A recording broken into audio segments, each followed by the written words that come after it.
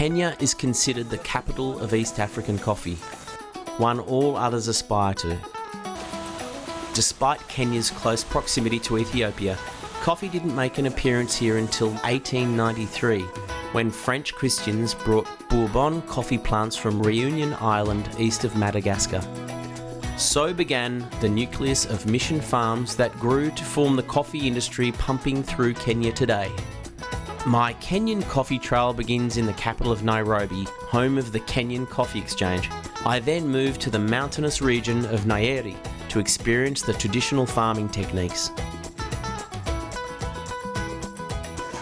Our hosts in Kenya were Dormans, Kenya's largest coffee roasters and exporters. We were lucky enough to arrive toward the end of the auction season, and the Dorman tasters were busy sampling the many different coffee varieties. On any given day, they can taste up to 2,000 different varieties which are going into auction.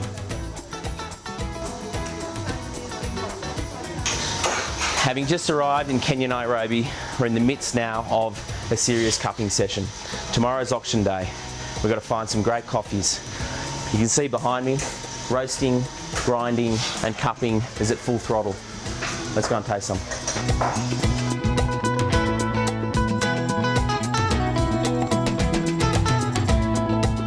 Got a little mix of double A's and ABs here, and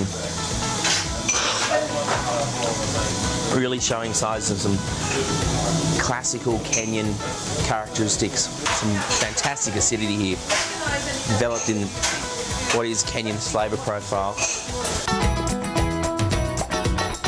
At the moment we're cupping a lot of coffee a week, and so we don't have time to individually assess every lot maybe as much as we'd like to, or like the Cup of Excellence for instance. We just don't have time. We really have to stick to the basics, and the basics are the acidity, the body and the flavour. So we have a scoring of 1 to 6, 1 being best, 6 being worst.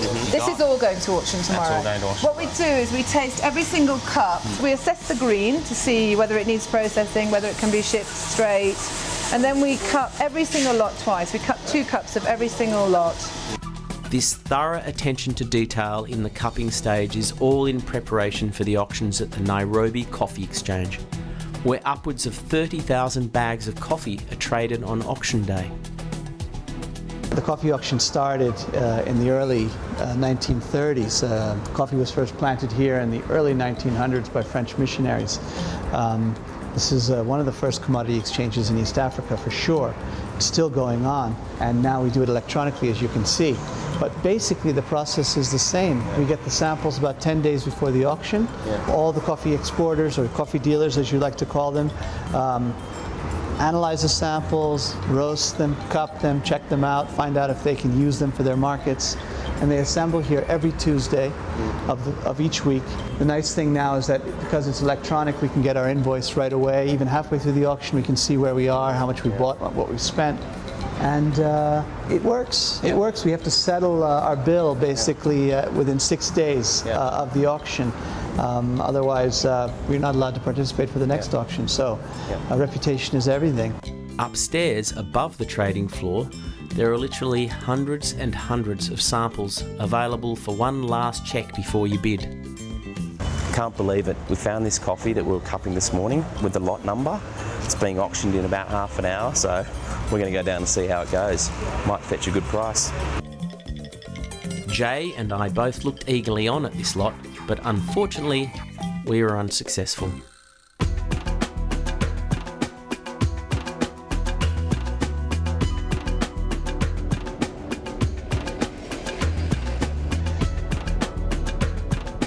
Our first stop into the Nairobi mountainous coffee region was the central Kenyan coffee mills, whose policy in training local farmers in growing techniques has contributed to high yields and a better quality bean.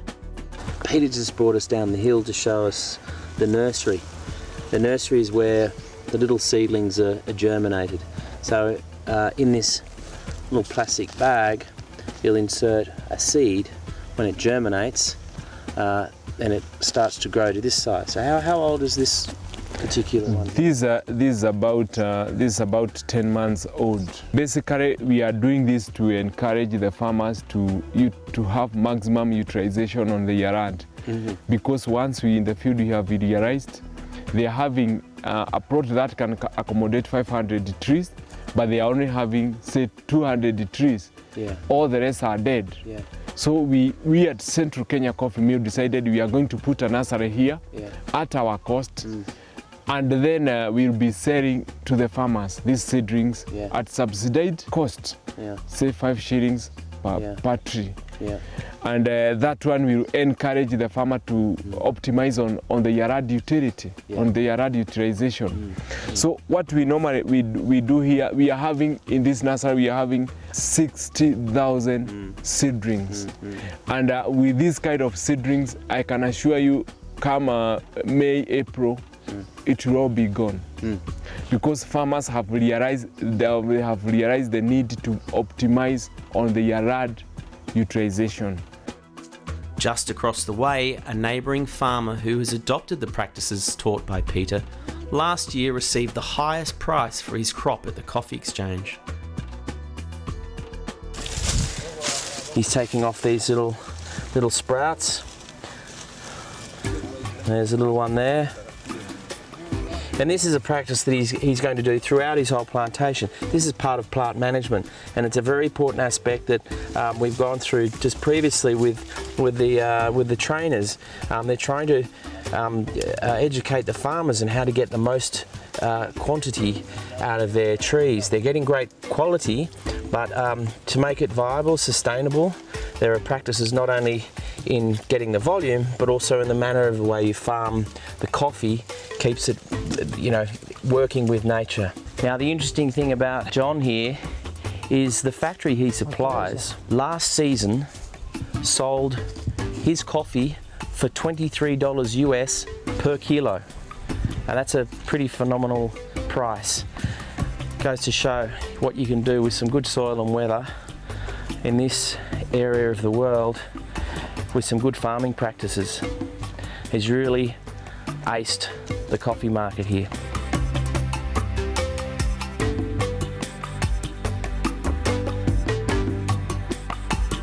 Your neighbour, who's very fortunate to live so close to this little training plot, he's not only taking the experiences of what he's learned here, but he's practicing it next door. He's already practicing. And you can see it. I can So see. you must be very proud. Very proud, because when we came here, it was... And you'll see it out in the field. You see so many farms doing like this. Yeah. Less than 2 years ago, Yeah. they were on the lowest ebb. Now they are climbing Climbing back up. back up. Excellent. Oh, Yeah. mate, you're my hero. I like to have a coffee. What a fantastic example of business giving back to the community and recognising the symbiotic relationship between the farmer and the supplier. Back in Nairobi, it was time to sample some of the classic Kenyan coffee, served up to us by no less than the Kenyan National Barista Champion. For this competition, I want to deliver the message all over the world to show people that we have one of our best plant, that is the coffee plant. And all over the world, there is no other plant you can get better than this. When it comes to its characters, the acidity, it's well known. And I don't want to use another coffee apart from what we have, because I have been to the farms, to the millers, I know the processes.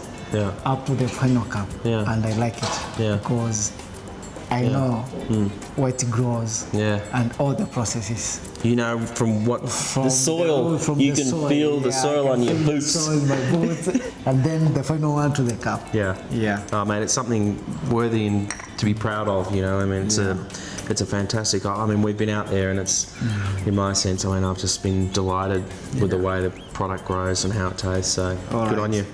Well done. Thank you very much. All the best. Thank you.